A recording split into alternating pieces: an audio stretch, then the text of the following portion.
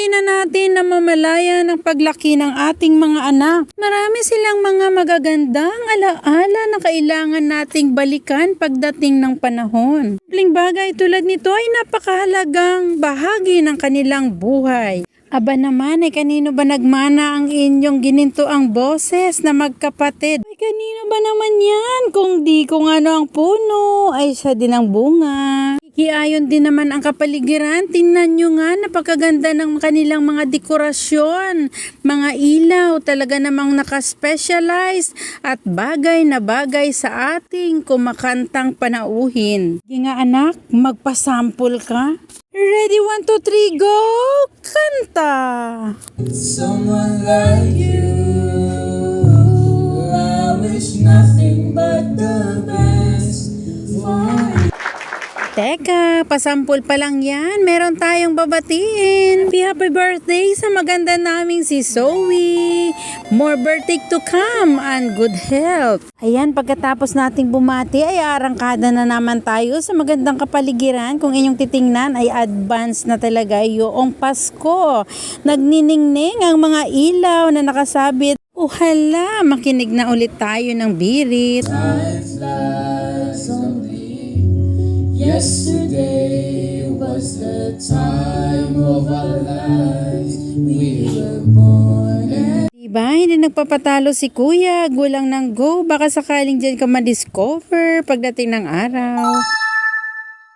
Akala ko talaga habang kayo pinagmamasdan ay do it, samantalang aking napapansin kayo pala ay magkatunggali. Isang black team, samantalang ang isa naman ay tumatayo sa katayuan ng pagiging red team. Red team, kamusta? Kung hindi mo kayang abutin, ay maaari kang tumayo nang sa ganun ay iyong maabot. O black team, saluhin mo na. I wish nothing but the Talaga namang nababagay ang kanilang boses sa mga nakapaligid na magagandang tanawin at dekorasyon na kung saan ito ay nilikha na isang masigasig na kamay at malikhaing isip, kasipagan. Matyagang paghimay ng bawat hibla ng mga kawayan upang gawin ito na isang napakagandang lampshade na kung saan ay makapagdulot ng kasiyahan, kaligayahan, maaliwalas na pananaw para po sa ating lahat. Ganito kaganda ang ating laging natatanaw ay alive na alive ang ating puso at isipan. Dagdag natin ang napakagandang musiko na nanonood sa ating puso at isipan at ito ay pumupukaw sa ating malayang kamalayan. Try ko sanang kumanta kaso ang kanta parang ayaw sa akin kaya good luck na lang sa mga singer at sadya namang pinagpala sa magandang boses.